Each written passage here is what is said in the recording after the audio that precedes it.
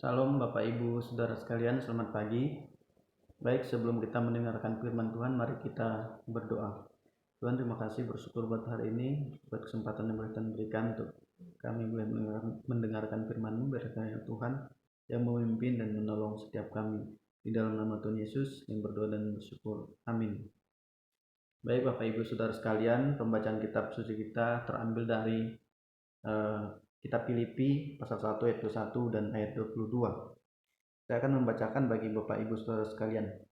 Karena bagiku hidup adalah Kristus dan mati adalah keuntungan. Tetapi jika aku harus hidup di dunia ini, itu berarti bagiku bekerja memberi buah. Jadi mana yang harus kupilih?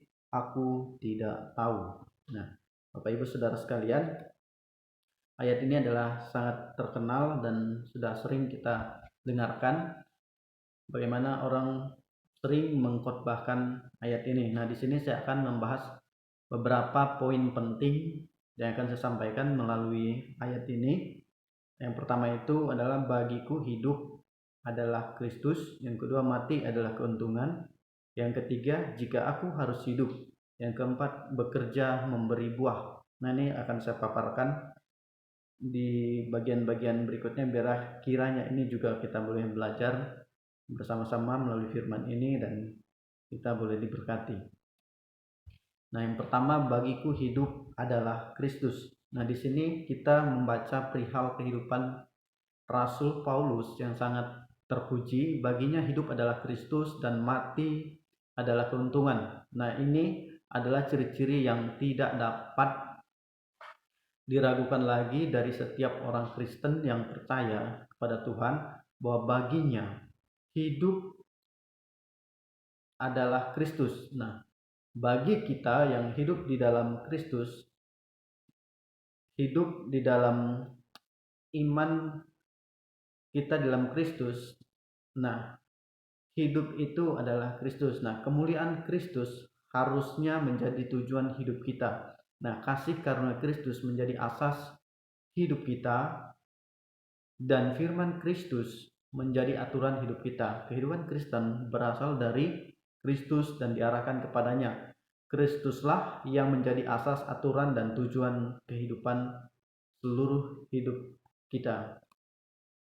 Nah, mati adalah keuntungan. Nah, bagi mereka yang hidup adalah Kristus, yang hidup di dalam Kristus, kematian merupakan suatu keuntungan. Nah, itu sebabnya Rasul Paulus mengatakan mati adalah keuntungan. Nah, keuntungan di sini apa yang dimaksudkan dengan keuntungan di sini? Nah, keuntungan itu sangat besar, keuntungan waktu sekarang dan keuntungan yang akan datang, masa yang kekal. Nah, di sini Paulus mengatakan bagi duniawi yang fana, kematian merupakan kerugian yang besar. Nah, sebab ia kehilangan segala kesenangan hidup, semua harapannya hilang. Tetapi bagi orang Kristen yang sejati, bagi kita orang Kristen yang sejati, mati adalah suatu keuntungan. Nah, sebab mati itu menjadi akhir segala kelemahan dan kesengsaraannya. Segala kelemahan dan kesengsaraan kita, serta merupakan penyempurnaan dari kesenangan dan penggenapan harapan-harapan kita. Nah, kematian akan membebaskan kita dari segala kejahatan kehidupan serta membawa kita menjadi pemilik atas hal yang terbaik. Maka itu sebabnya ketika Rasul Paulus mengatakan bagiku mati adalah keuntungan. Nah, ini adalah sesuatu yang perlu kita teladani dari Rasul Paulus, yaitu keuntungan bagi berita Injil dan juga bagi dirinya sendiri yang akan memperoleh penegasan lebih lanjut dimateraikan darahnya sebagaimana sebelumnya melalui segala jerih payah hidupnya. Nah, begitulah Kristus dimuliakan oleh kematiannya.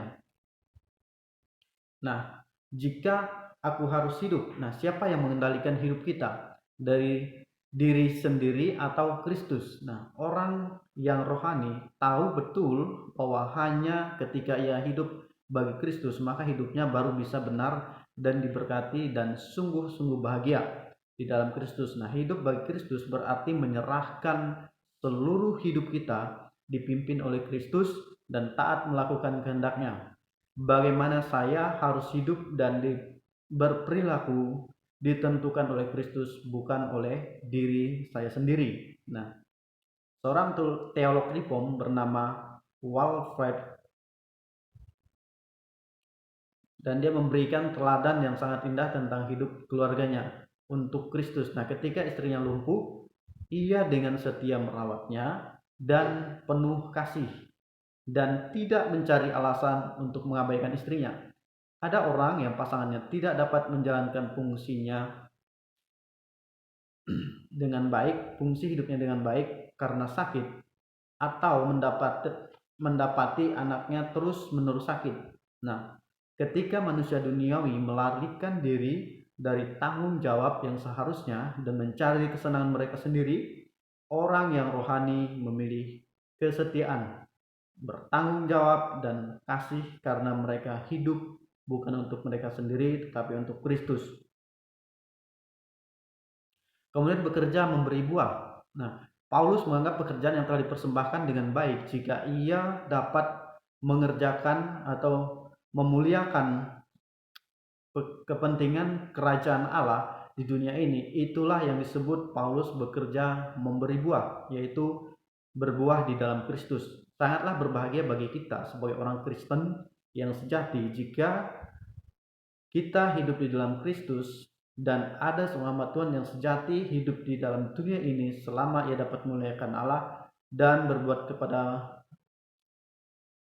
baik kepada jemaatnya. Itu adalah sesuatu kebahagiaan yang sejati. Nah, kesukaran yang dialami oleh Rasul Paulus adalah kesukaran yang membahagiakan. Nah, ia tidak berada di antara dua hal yang jahat, tetapi di antara dua hal yang baik, sama-sama baiknya. Dia mengatakan, itu sebabnya ia mengatakan, jadi mana yang harus aku pilih? Aku tidak tahu, sebab aku didesak dari dua hal. Nah, jika dia hidup bagi Kristus, dan jika dia mati bagi Kristus. Nah, jadi hidup bagi Kristus dan diam bersama-sama dengan Kristus, dua-duanya adalah hal yang baik.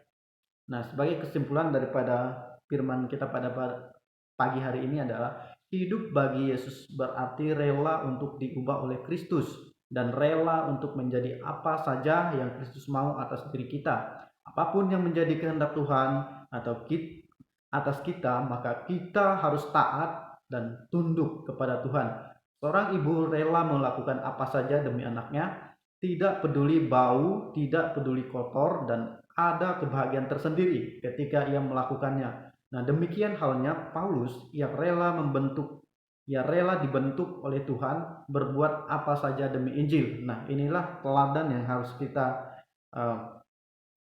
patut kita hidupi melalui kehidupan Rasul Paulus. Ini yang perlu kita pelajari. Nah, pertanyaannya sekarang bagi kita adalah, maukah dan relakah kita dibentuk oleh Tuhan? Hidup bagi Kristus berarti menyerahkan sepenuhnya, dan itu justru mendatangkan kebahagiaan yang kekal.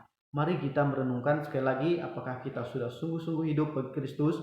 Maukah kita menjadi pengikut Kristus sampai akhir hidup kita? Amin. Mari kita berdoa.